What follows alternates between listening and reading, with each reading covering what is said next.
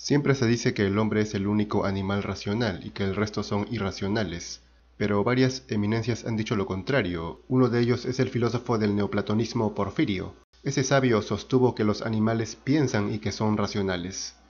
En el libro tercero de su obra sobre la abstinencia lo explica. Dice: llevados por su egoísmo, llaman irracionales a todos los animales sin excepción. Sin embargo, si hay que decir la verdad, no solo se contempla totalmente la razón en todos los animales, sino que en muchos de ellos se da con base sólida para aspirar a la perfección. El hombre opina de él mismo que él es el único animal racional, pero Anatole France decía que esa era la definición menos apropiada para el hombre. En todo caso, que el hombre sea más inteligente no significa que los animales no lo sean o que no piensen. Así señaló: si nuestra actividad intelectual es superior a la de los animales, no debemos tampoco por ello quitarles la facultad de pensar, como igualmente no le vamos a quitar a las perdices la facultad de volar porque los halcones vuelen más que ellas, ni al resto de los halcones porque el gavilán vuele más que ellos y que todas las demás aves. En efecto, que uno esté más alto no significa marginar a los que están un poco más abajo, pero empecemos con las razones que da Porfirio para demostrar que los animales son racionales. Dice: en ellos se da un alma racional, a la que no le falta inteligencia. En primer lugar, cada animal conoce sus puntos débiles y sus puntos fuertes. Los unos los protege y los otros los utiliza. Así, por ejemplo, la pantera se sirve de sus colmillos, el león de sus garras y colmillos, el caballo de sus cascos, el buey de sus cuernos, el gallo de su espolón y el escorpión de su aguijón.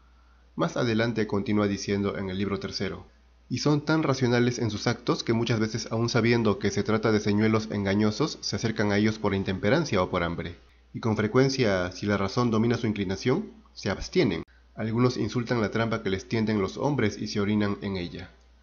Porfirio advierte que los que creen que esto se debe a la naturaleza, lo mismo se podría decir del hombre, y que si éste puede ser racional por naturaleza, entonces los animales también pueden serlo por naturaleza. Además agrega: y poseen memoria, que resulta ser precisamente de capital importancia para la adquisición de la razón y de la inteligencia.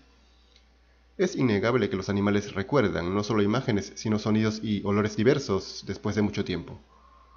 También indica el sabio místico: ¿quién ignora que observan mutuamente un sentido de la justicia? Entre las hormigas, las abejas y sus semejantes, cada uno de sus miembros lo respeta.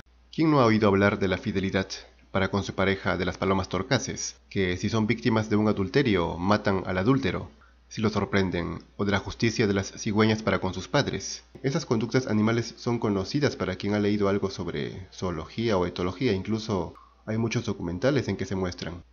Dice Porfirio: si no comprendemos cómo actúan por el hecho de no poder penetrar en su razonamiento, no los acusaremos sin embargo por ello de seres irracionales. Es cierto, el hecho de no poder saber lo que ocurre exactamente en sus cabezas no es motivo para marginarlos y juzgarlo de seres inferiores, despreciándolos, porque están dotados por naturaleza para tener sensaciones, para sufrir, para sentir temor, para recibir daño y por ende injusticia.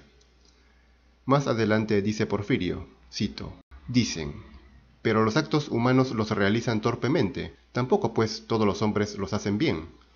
Dicen: pero no deliberan, ni celebran asambleas, ni administran justicia. Los hombres, pues, dime tú, ¿lo hacen todos? ¿No actúan la mayoría antes de pensar? Pero además, ¿en base a qué se podría demostrar que los animales no piensan? Nadie puede aducir una prueba de ello, y los que compusieron tratados parciales sobre los animales demostraron lo contrario. Es sabido que muchos actúan sin pensar o se dejan llevar por sus pasiones. Wilde se burlaba diciendo que el hombre es un animal racional que siempre pierde los estribos. Continuó citando a Porfirio: aducen que no existen leyes escritas entre los animales, pero tampoco existieron entre los hombres mientras eran felices. Rousseau había dicho que un pueblo sencillo con pocas leyes es el más feliz. Los sabios convienen en que una sociedad es mejor cuando necesita menos leyes. Platón dijo que la mejor ciudad no necesitaría ninguna. Después, Porfirio sostiene además que los animales son racionales porque son sensibles. Dijo: todo ser animado está dotado por su propia naturaleza para ser sensible e imaginativo. Es necesario que aquellos que poseen la sensación posean también la inteligencia. En efecto, la razón necesita de los sentidos para poder razonar. Son necesarios para el discernimiento. Porque ¿de qué sirve que puedan ver, oír u oler si no pueden recordar, planear o pensar? Así indicó: el efecto que se circunscribe a la vista y al oído no produce sensación si no está presente el pensamiento. Además, los animales también son susceptibles de los sonidos musicales y hasta pueden disfrutar y ser encantados por la música. En fin, aun cuando su inteligencia no sea la misma que del ser humano, no significa que no la tengan, afirmó. La persona que es sensata y se basa en estos hechos otorga una parte de inteligencia a los animales, pero el que es imprudente y los desconoce, se deja llevar por su propia avaricia respecto a ellos. ¿Y cómo no va a injuriar y a calumniar a unos seres a los que está dispuesto a cortar en pedazos como si se tratara de una piedra? Pero Aristóteles, Platón, Empédocles, Pitágoras, Demócrito y cuantos se preocuparon de investigar la verdad sobre los animales, reconocieron que estaban dotados de razón. Es cierto, Empédocles y Pitágoras eran los más convencidos, por ello tampoco los comían, aunque también lo hacían por pureza espiritual. Para Platón los animales tienen alma y por eso las personas pueden reencarnar incluso en animales. También Aristóteles sostiene en su obra Historia de los animales que están dotados de razón.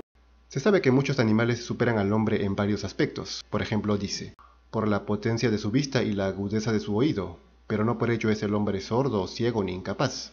También corremos, aunque con mayor lentitud que los ciervos, y vemos, aunque peor que los halcones.